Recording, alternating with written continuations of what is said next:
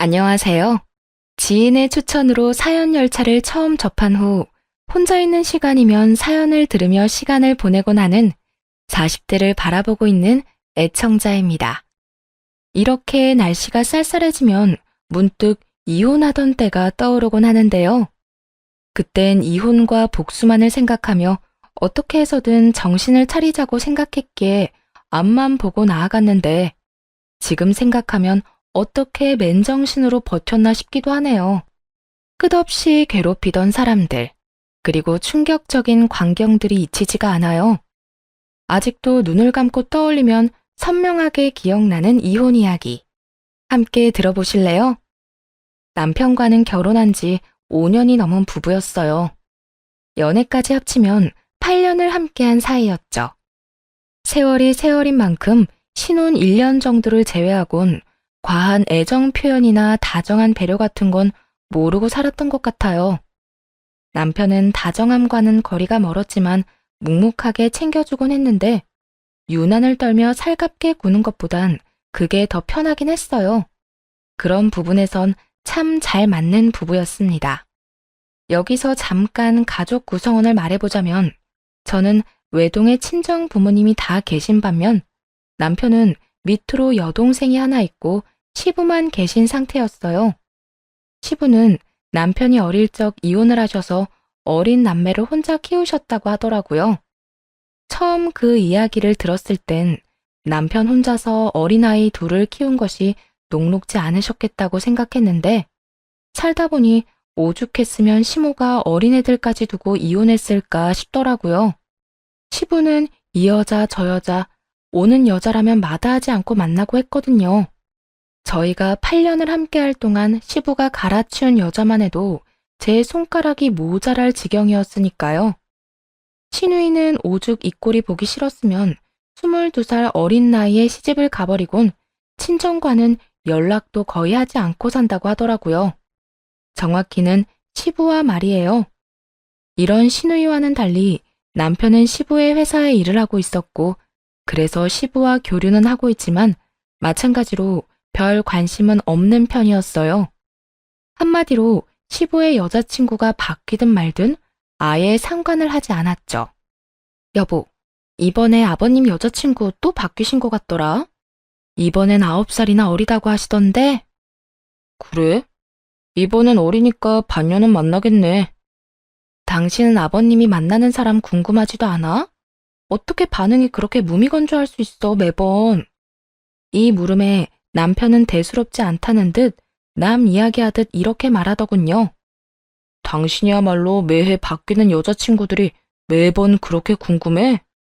난 누굴 만나든지 얼마나 만나는지 이제 궁금하지도 않아. 그러니까 일일이 나한테 와서 전할 필요 없어. 어차피 호적에 올리는 것도 아니잖아. 살림이라도 차려서 산다고 하면 좀 궁금할 것 같긴 하다. 하긴 아버님 여자친구는 그렇게 자주 바뀌면서 절대 살림은 안 차리시더라. 그냥 밖에서 깔끔하게 연애만 딱 하고 끝. 그것도 참 대단한 것 같긴 해. 대단하기는 개뿔. 나중에 책임질 일 만들기 싫어서 그렇겠지. 본인 재산 빼갈까봐 걱정되는 거겠지 뭐. 하여튼 당신도 신경 쓰지 마. 그냥 그러려니 하란 말이야. 알겠어. 남편의 말이 틀린 것도 아니었어요. 시부에겐 가지고 있는 재산이 꽤 있었는데 그것 때문인지 여자를 만나긴 해도 절대 살림까지 차리는 법이 없었고 여자 쪽에서 과한 요구를 해온다 싶으면 칼같이 자르고 만남을 끊어버리더라고요. 이렇듯 시부 스스로가 알아서 처신하니 큰 신경은 쓰지 않으며 지내고 있었어요. 그러던 어느 날 시부가 함께 살고 싶은 여자가 생겼다며 식구들에게 알려왔어요. 처음엔 좋은 일이라 생각했습니다. 갑작스럽게 시모라는 존재가 생기는 건 조금은 불편한 일일 수도 있겠지만 시부를 생각하면 한 여자와 함께 남은 생을 살아가는 것이 더 좋겠다 싶었으니까요. 그래서 남편과 환영 꽃다발을 준비해서 함께 시댁으로 갔는데 충격에 빠질 수밖에 없었습니다.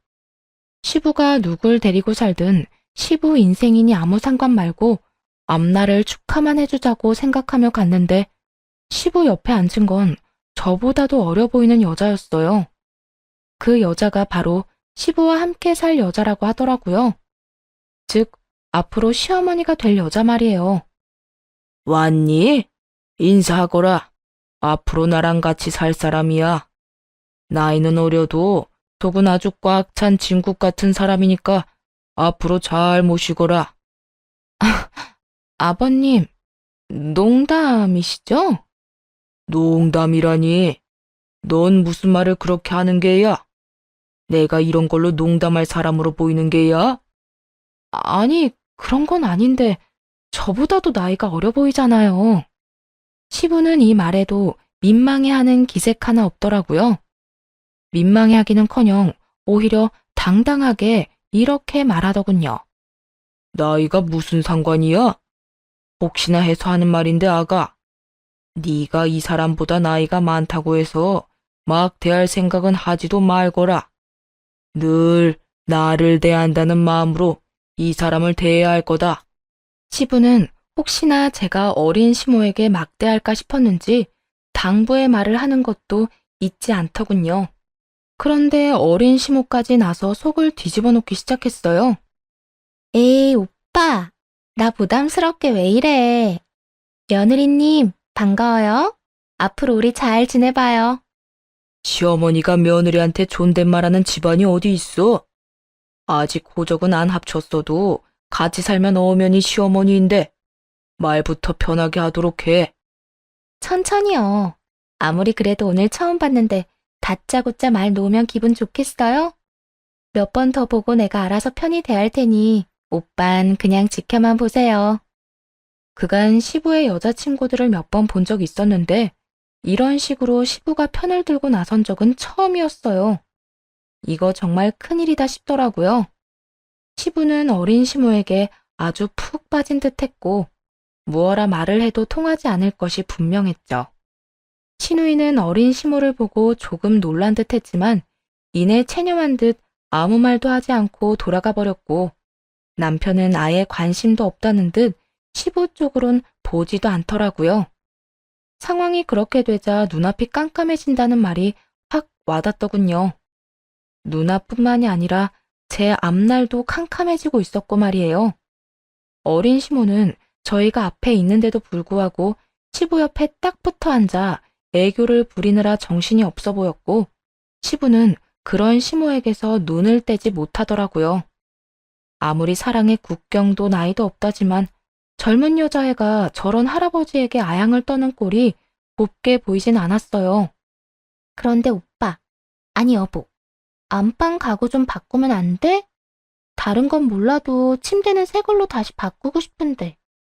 꼭 비싼 건 아니어도 괜찮으니까 좀 바꿔요. 네? 뭘 그런 걸 묻고 그래? 바꾸고 싶은 건 다 바꿔도 되니까 알아서 해. 원래 살림은 안 사람이 알아서 다 하는 거야. 정말이요? 아, 좋아라. 그러면 주방의 식기도 좀 바꿔야겠다. 우리 언제 사러 갈까요? 여보, 언제 시간 돼요? 난 바빠서 안 되고 카드 줄 테니까 가서 사고 싶은 걸로 다 사와. 돈은 걱정하지 말고 말이야. 오빠 최고. 아니, 우리 여보 최고야. 고마워요. 집안에 들어온 첫날부터 저런 짓거리를 해대는데 속내가 훤히 보여 미간이 절로 찌푸려지는 그런 상황이었죠. 무슨 정신으로 시댁을 나와 집으로 돌아왔는지도 모르겠어요. 어느 순간 정신을 차려보니 거실 소파에 남편과 나란히 앉아있더라고요. 정신이 돌아와 남편을 붙잡고 대화를 시작했어요. 여보, 아버님 어떻게 할 거야? 아까 그 여자 그냥 둘 거야? 그러면 어떻게 해? 아버지가 데리고 살 거라는데. 지금 남 이야기하니?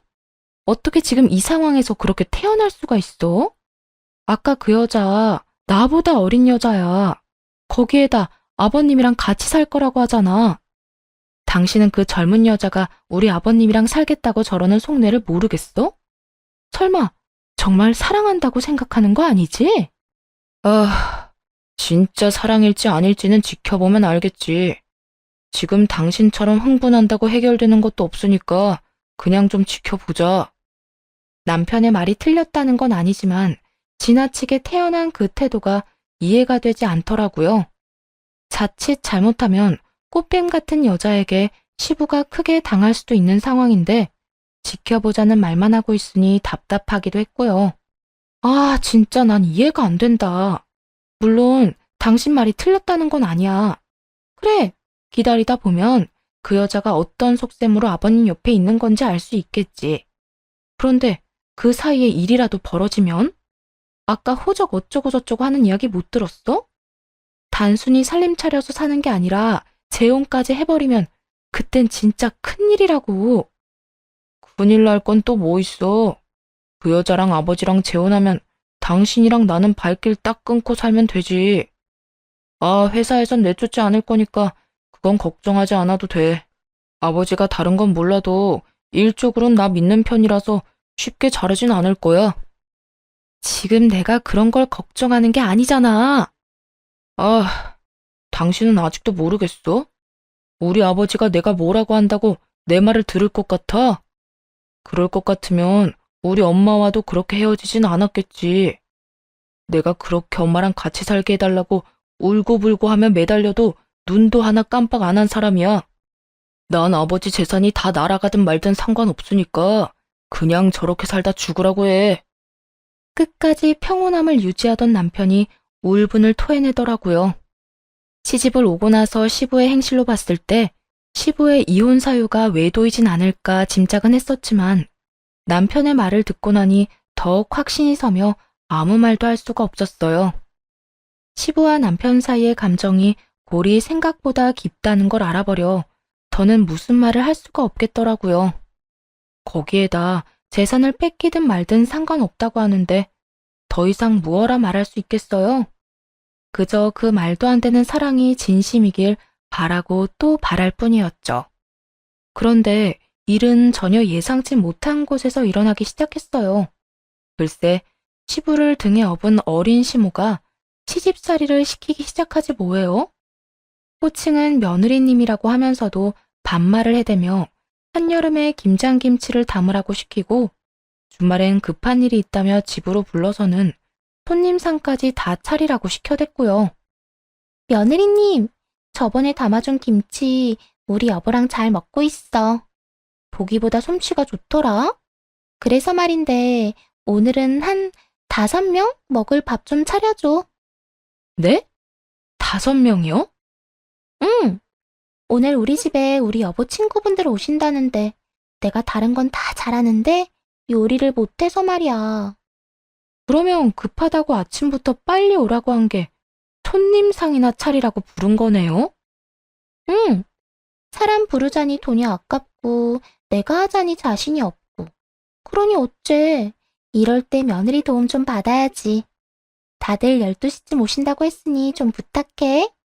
장은 다 봐놨고 장 봐놓은 거에 맞춰서 요리하면 될 거야. 그럴 때마다 생각 같아선 다 뒤엎어버리고 싶은 마음이 굴뚝 같았지만 시부 때문에 차마 그렇게 할 순 없더라고요. 그때야 오로지 시모 바라기인 시부였지만 그전까진 시부가 저에게 꽤 잘 대해주셔서 좋은 감정이 많이 남은 상태였거든요. 그랬기에 괜한 분란을 만들고 싶지 않은 마음이 더 컸던 것 같아요. 그렇게 강한 인내심을 발휘하며 어린 시모의 시집살이를 견뎌내고 있는데 기어코 화를 폭발시키고야 마는 사건이 일어났습니다. 그날은 유난히 몸이 무겁고 좋지 않아 약을 먹고 일찍 잠든 날이었어요. 10시가 조금 넘은 시간에 시모에게서 전화가 오더라고요. 잠에 취한 상태라 전화를 받지 않으니 계속해서 전화가 오더군요. 며느리님, 왜 이렇게 전화를 안 받아? 아, 몸이 안 좋아서 약 먹고 일찍 잠들었어요. 아, 그래? 잠 좀 잤으니 이제 좀 괜찮겠네? 내가 방금 문자로 주소 하나 보냈거든? 그리로 좀 빨리 와. 급해서 그래. 그러면 오는 줄 알고 기다릴게.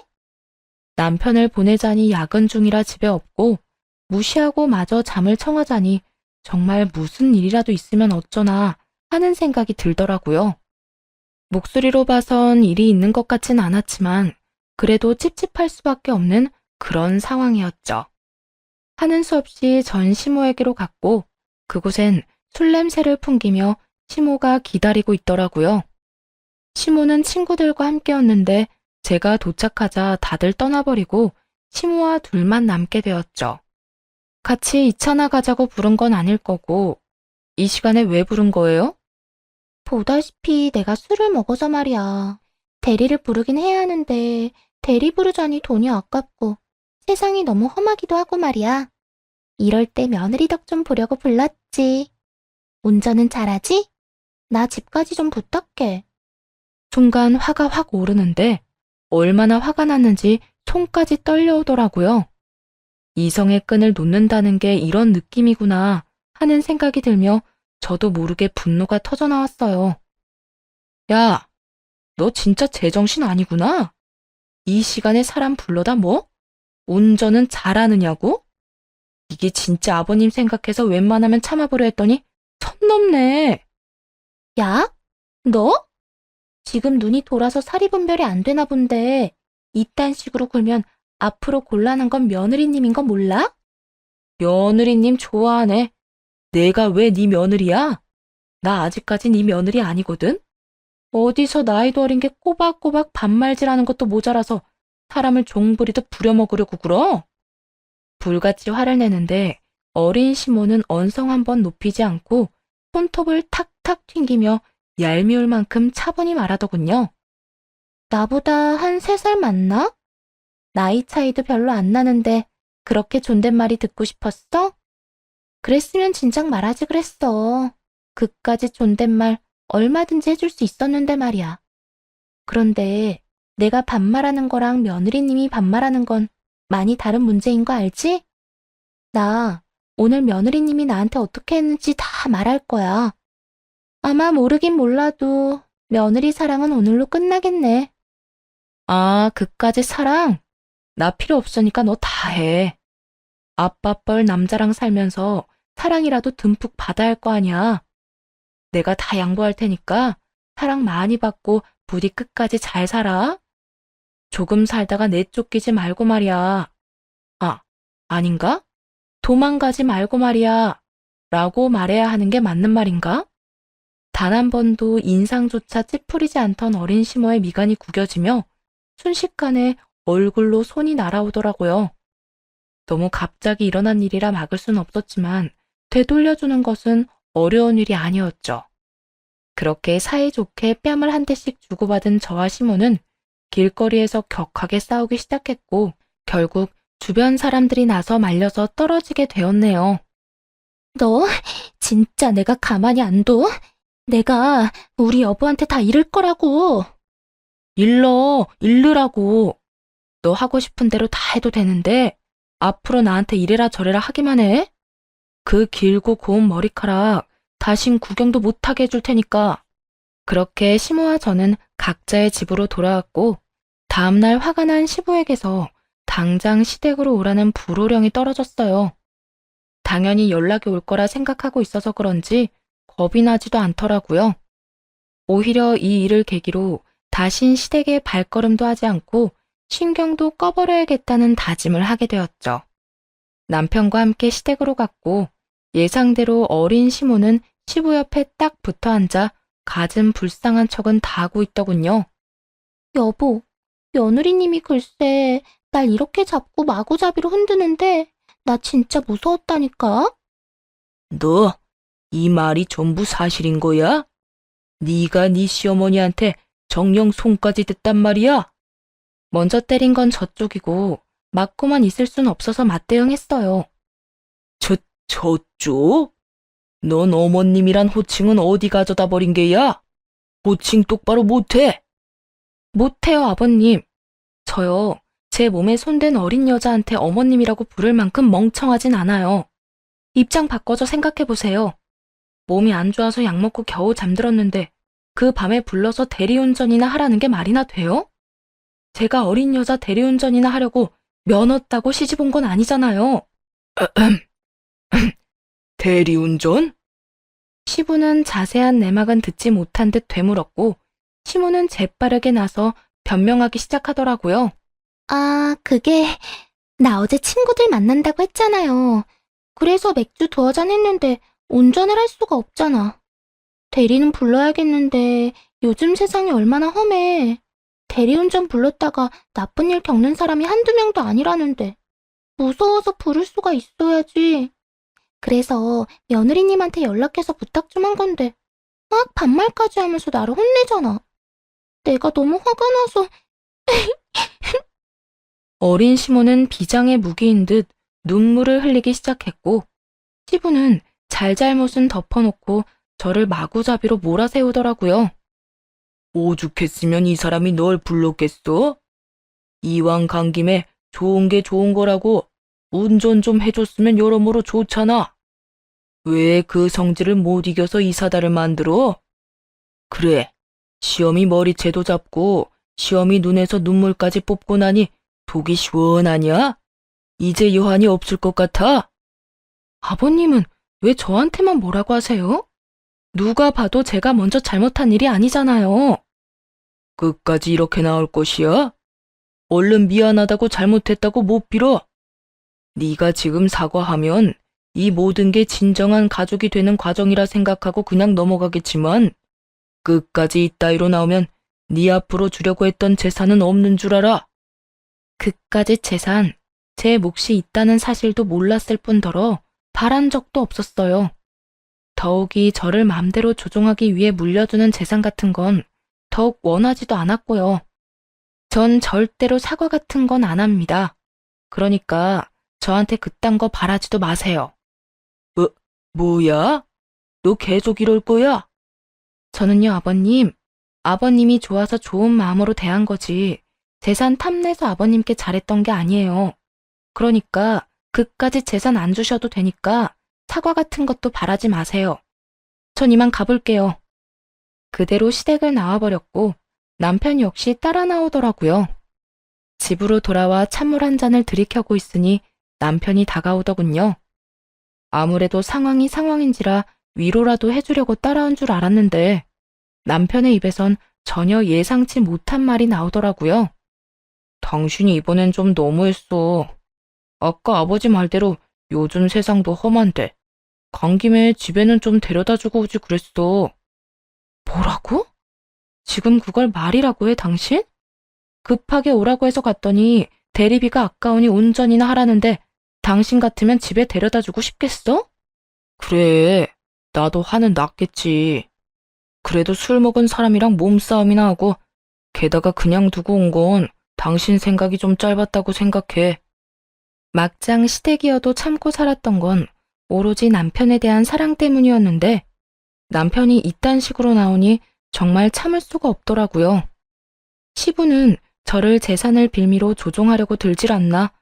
남편은 마누라가 그런 취급을 받고 맞았다는데 생각이 짧았단 소리나 해대질 않나.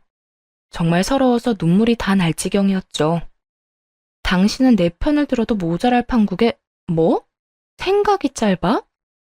내가 진짜 생각이 짧았으면 그날 그 여자 무사히 집에도 못 들어갔어. 그만큼 나도 화가 난 상태였다고. 화가 났어도 데려다 줄 수는 있었잖아. 당신은 가끔 보면 이렇게 냉정한 면이 있더라.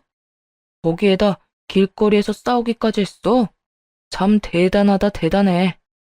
아무리 그래도 예비 시어머님인데 어떻게 몸싸움까지 할 생각을 하냐? 한편으론 아버지가 저렇게 화내는 마음이 이해가 된다. 내가 오죽했으면 그렇게까지 했겠어? 그 여자가 먼저 내 얼굴에 손댔다고 했잖아. 잘못도 그 여자가 하고 싸움도 그 여자가 먼저 걸었는데 내가 참고만 있었어야 해? 난 당신이 아버님이랑 다르다고 생각했는데 이제 보니까 완전 판박이네. 진짜 정신 나간 짓 한 사람은 가만두고 엄한 사람 몰아세우는 거 보니까 말이야. 아까부터 엄청 억울한 척 하는데 처음 시작이 어떻게 됐든 당신도 그 여자랑 똑같이 군 건 사실이잖아. 그리고 엄연히 당신한텐 시어머니인데 반말이나 해대고 욕이나 하고 당신도 잘한 거 하나 없어. 시어머님 같은 소리 하네. 살림만 차렸지 아직 재혼한 것도 아닌데 무슨 시어머님이야? 그리고 그렇게 시어머님 타령하는 당신은 왜 그 여자한테 어머니라고 안 하는데? 당신도 속으론 가족으로 생각하지도 않으면서 나한테만 대우해주길 바라는 건 웃기다고 생각 안 해? 하여튼 난 잘못한 거 없으니까 너무했네, 잘못했네 이딴 말이나 할 것 같으면 그냥 잠이나 자. 결국 싸움은 남편과 제 싸움으로 번져버렸어요. 믿었던 남편이 어린 시모 편만 들며 저딴 소리를 하는데 이혼 생각이 절로 나더라고요. 그렇다고 해서 정말 이혼을 할 수도 없는 노릇이고 이대로 살기엔 남편에 대한 실망감이 너무나도 커져서 답답한 상황이 이어지고 있었죠. 그렇게 시간이 해결해 줄 수 없는 고민을 이어가던 어느 날, 친정엄마의 생신이 다가왔어요. 매년 부모님의 생신 땐 친정에 모여 축하 자리를 마련했던 터라 요즘 사이가 좋지 않아도 남편은 당연히 참석할 거라 믿었어요. 그런데 생신 전날 남편이 고주망태가 되어 집으로 들어왔더라고요. 무슨 술을 이렇게나 많이 마셨어? 먹다 보니까 이렇게 됐네. 당신, 내일 우리 집에 가야 하는 거 잊었어? 내일 우리 엄마 생신이잖아. 아, 장모님 생신? 내가 꼭 가야 해? 그냥 당신만 가. 아니, 앞으로도 당신만 가. 사실 나 생신 때마다 당신 집에 가는 거 불편하고 귀찮았어. 서로 부모님의 생신이나 행사를 챙기는 거 불편하고 귀찮을 수 있다고 생각합니다. 그런데 그렇지 않아도 좋지 않은 사이에 술까지 먹고 저딴 말을 해대니 기분이 좋지 않더라고요.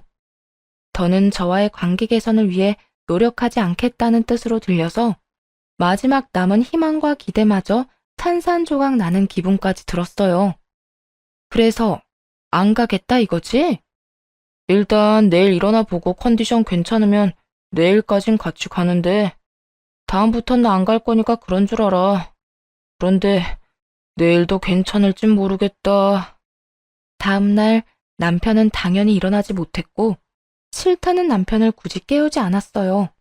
남편의 차를 끌고 혼자 친정으로 가기로 했죠. 주차장을 다 돌아다녀 찾은 남편의 차 문을 열었는데 그야말로 엉망진창이더라고요. 휴지는 여기저기 떨어져 있고 큼큼한 냄새도 나는 게 부역질이 올라올 것만 같았어요. 도저히 그냥 차를 타고 갈 수 없는 상황이라 환기를 시키며 차를 청소하기 시작했어요. 그저 술에 취해 차에서 토라도 했나 생각했거든요.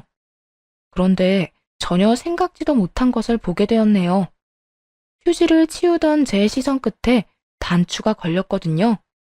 그 단추는 다름 아닌 시모의 가디건 단추로 워낙 디자인이 특이한 데다 시모가 자주 입어 기억을 하고 있었죠. 거기에다 단추 옆에는 피임에 쓰이고 버려진 물건도 있더군요. 더러운 외도의 현장이었던 것이었다는 걸 그때 알았습니다. 그것도 어린 시모와 말이에요. 충격이 너무 커서 다리에 힘이 다 풀리더라고요. 아무리 남편이 큰 실망감을 줬다고 한들 이 정도로 쓰레기는 아닐 거라고 생각해봤지만 제 손에 있는 단추는 빼도 박도 못하게 시모의 것이었어요. 단추를 꽉 쥐며 정신을 차렸고 바로 블랙박스 녹화 파일을 복사했습니다. 차마 볼 용기가 나지 않아 그저 복사만 했어요. 그리곤 엄마에게 오늘 약속을 지키지 못할 것 같다는 말을 전하고 바로 변호사 사무실로 가 녹화본을 건넸어요. 제가 확인은 못했는데 분명 거기에 외도 증거가 있을 거예요. 그러니까 대신 확인 좀 해주세요. 도대체 어떤 장면이길래? 네, 알겠습니다. 먼저 확인해보고 보셔도 될 것만 추려서 드리겠습니다. 네, 부탁드릴게요. 상대가 시어머님일 텐데 도저히 볼 용기가 나지 않네요. 에? 시어머님이요? 남편의 어머니 말하는 거 맞으시죠? 네, 어머니는 어머니인데 친어머니가 아니에요. 영상 보시면 어떤 상황인지 아실 거예요. 새파랗게 질린 제 얼굴을 확인한 변호사님은 다른 방으로 가 영상을 확인하고 돌아오더라고요. 그리곤 저만큼이나 충격을 받은 표정으로 말없이 편집본이 담긴 USB를 건네주었어요. 거기엔 시모와 남편의 대화가 녹음되어 있더라고요. 충격적인 내용이 담긴 대화였어요. 자기야, 나 언제까지 자기 아빠 옆에 붙어 있어야 해? 나 그런 할아버지한테 사랑 타령하는 거 너무 싫어. 나라고 좋은 줄 알아? 그래도 어쩌겠어. 자식들한테 재산 안 준다는 아버지한테서 재산 받아내려면 자기밖에 답이 없는데. 그러니까 하루라도 빨리 이 생활 끝내고 싶으면 아버지하고 빨리 혼인신고나 하라고. 집까지는 쉽게 들어갔으면서 혼인신고는 왜 이렇게 더딘 거야? 그러게. 집에 들어갈 때만 해도 당장이라도 혼인신고할 것처럼 굴더니 내가 자기 와이프랑 싸우고 난 후부턴 혼인신고 말도 안 꺼내더라. 그땐 내 편 들면서 자기 와이프 혼내긴 했어도 내심 의심하고 있는 것 같기도 해. 아무래도 이혼을 서둘러야겠어. 내가 아무리 신경 쓰지 말라고 그냥 두고 보고 있으라고 해도 가만히 있을 것 같지도 않고 성격상 언제 다시 뒤집어 엎어도 이상하지 않을 사람이야. 그러니까 그때 나한테 눈 뒤집고 달려들던데 보통 여자는 아니란 생각이 들더라니까. 앞으로는 그 여자랑 직접적으로 부딪히지 마. 그때 자기 다친 거 보는데 내가 얼마나 속상했는 줄 알아? 이젠 내가 알아서 다 하고 알아서 이혼할 거니까 자기는 그 노인네나 잘 구워 삶아. 시부는 몇 해 전부터 자식들에게 재산을 물려주지 않겠다고 선언했는데 그 말을 들은 남편이 자기 여자를 접근시켜 재산을 빼돌릴 아주 미친 계획을 세운 것이었어요. 일단 상간녀를 시부의 호적에 올린 후 그 재산을 다 빼돌릴 생각이었더라고요. 그런데 그 계획에 제가 계속 초를 치는 것 같아지자 일부러 저에게 싸움을 걸게 만들어서 이혼하자는 말을 들을 계획까지 세웠던 것이었죠. 어쩐지 시모를 어떻게 할 거냐고 물을 때마다 그저 지켜보자며 제지하더니 이런 이유가 있었더군요. 그것뿐만이 아니었어요. 두 사람은 시부의 사망보험까지 들었더라고요.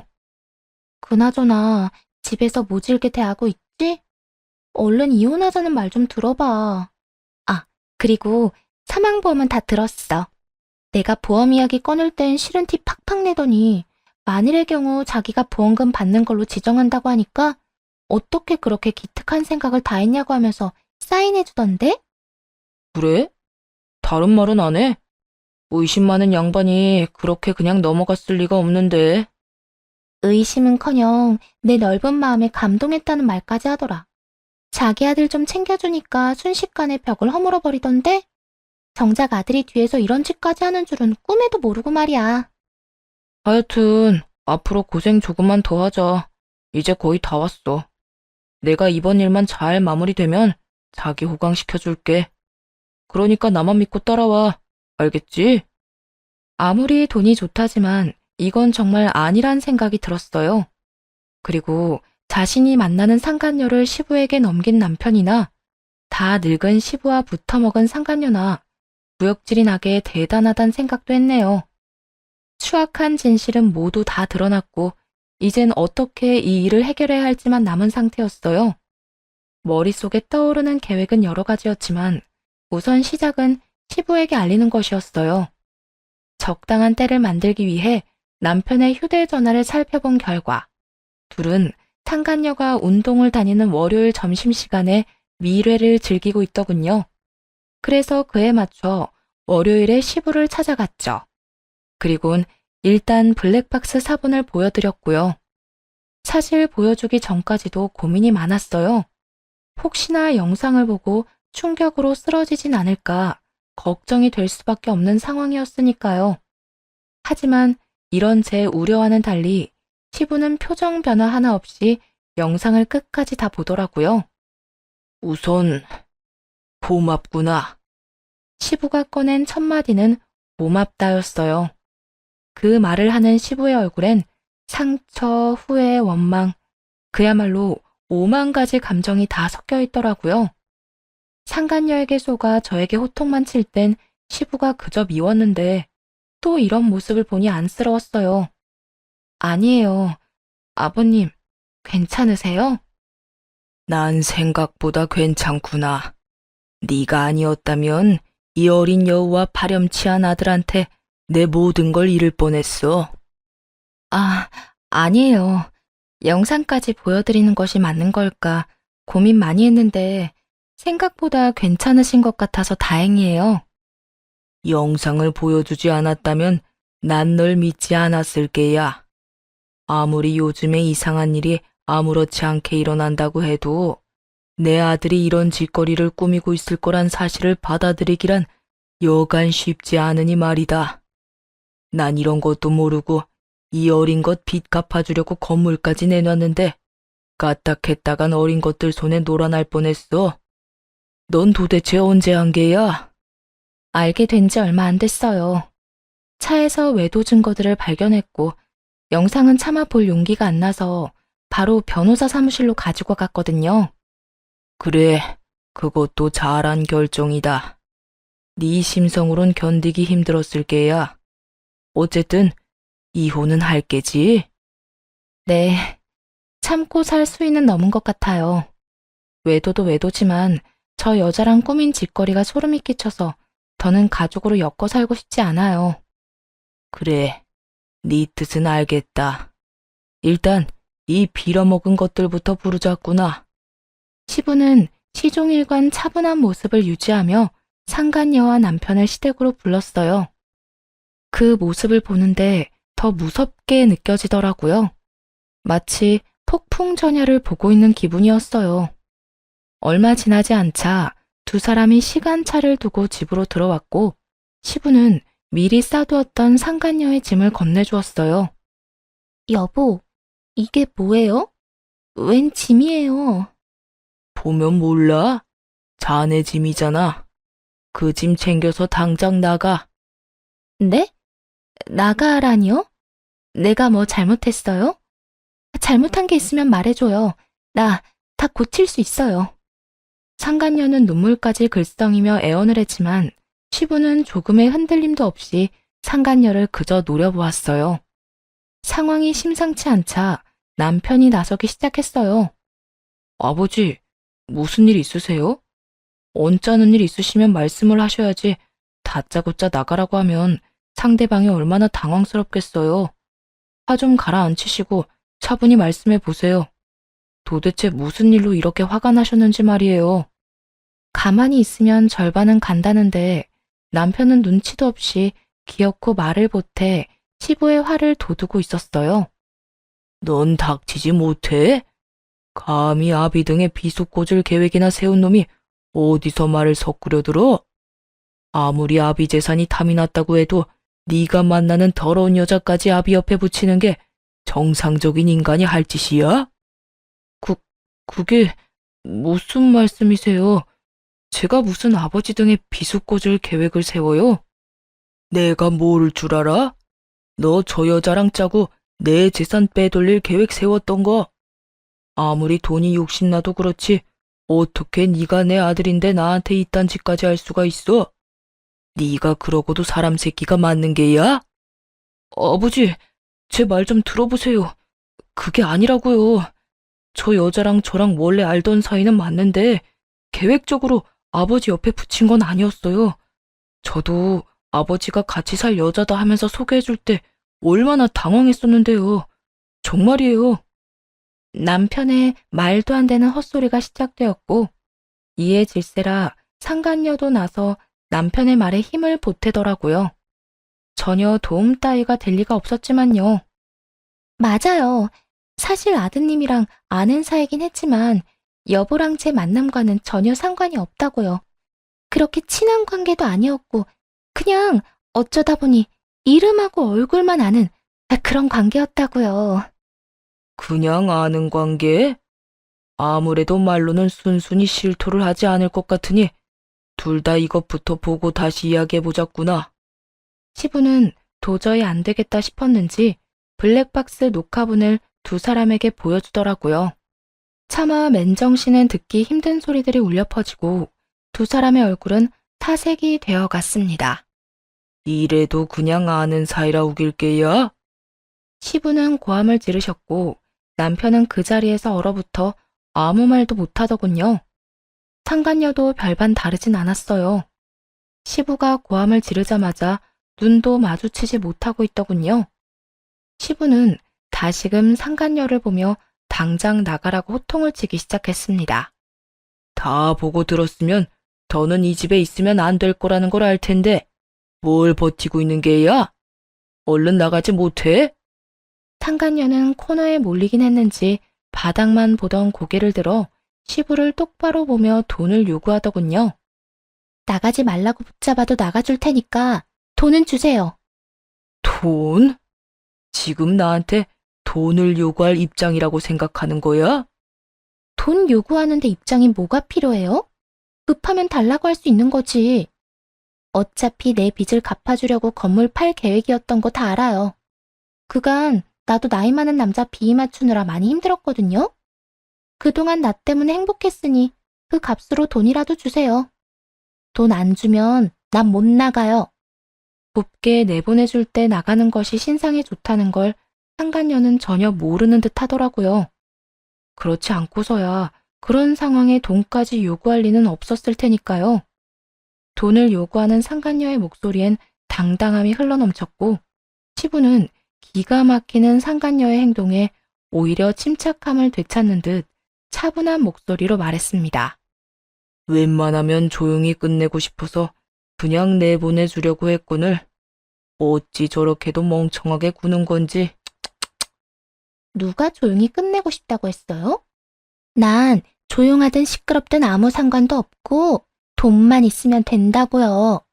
그러니까 주려고 했던 돈만 내놓으라고요. 상간녀는 정신이 나가버린 사람처럼 돈 타령을 시작했고 시부는 저에게 경찰을 부르라고 하더라고요. 더는 말이 통하지 않을 것 같다면서요. 아가야, 경찰 좀 부르거라. 아무래도 말도 통하지 않을 것 같고 조용히 끝내는 것도 힘들 것 같으니.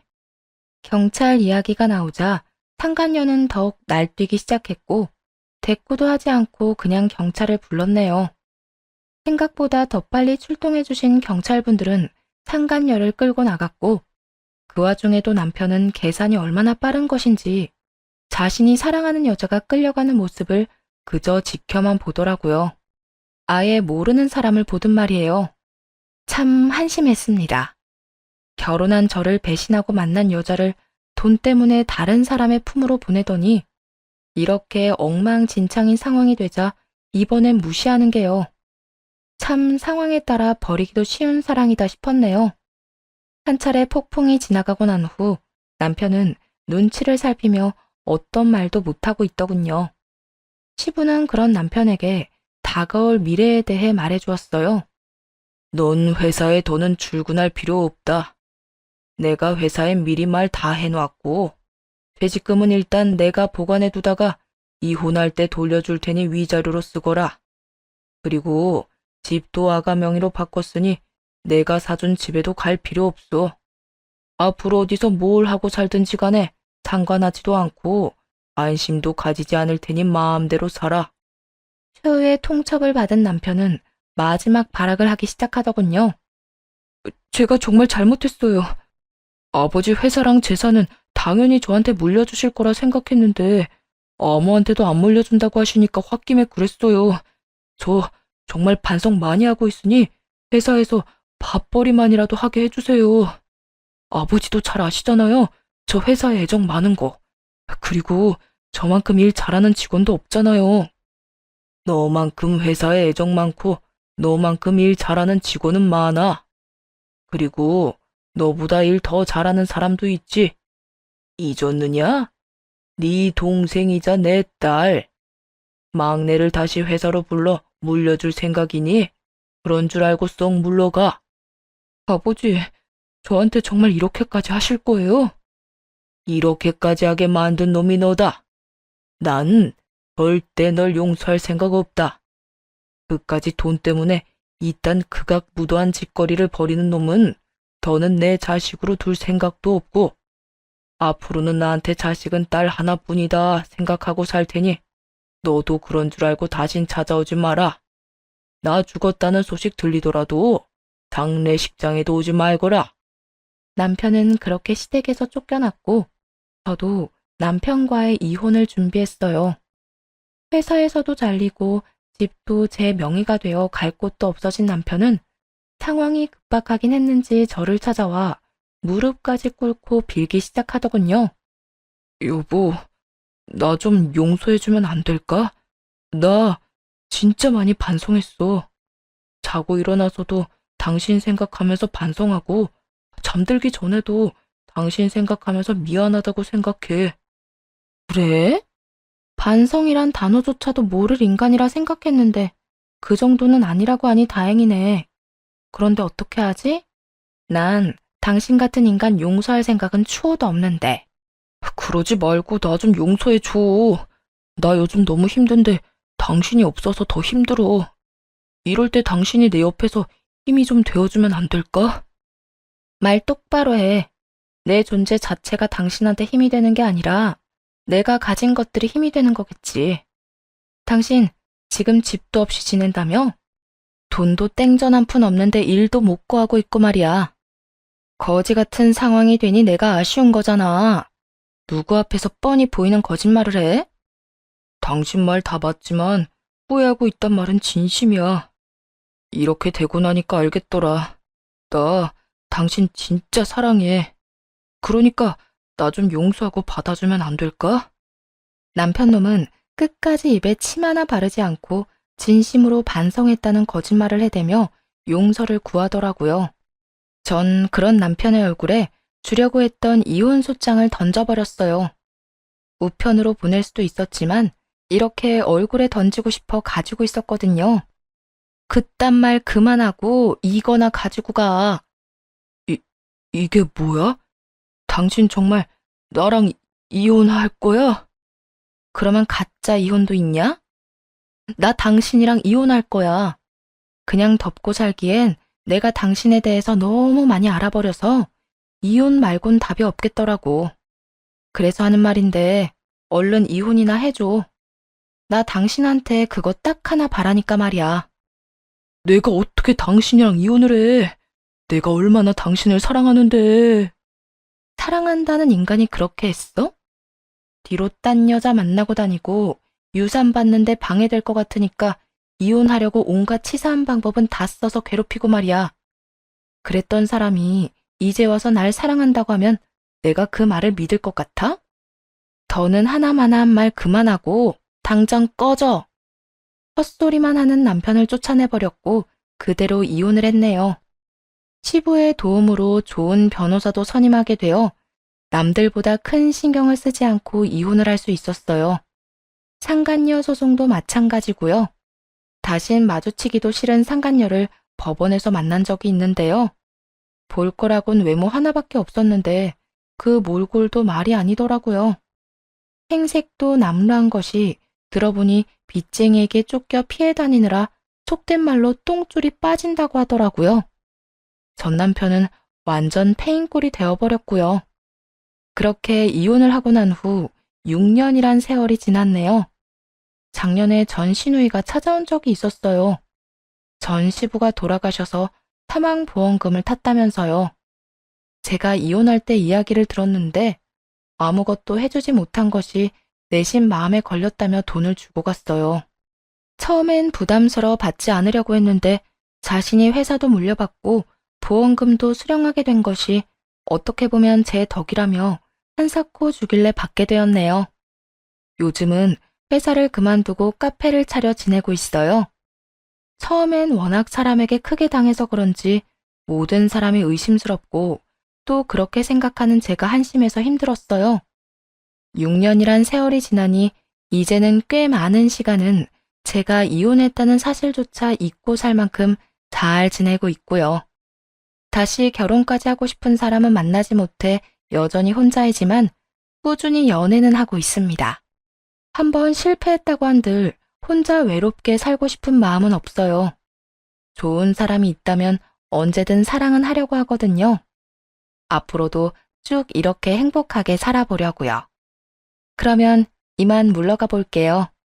긴 이야기 함께 해주셔서 감사합니다.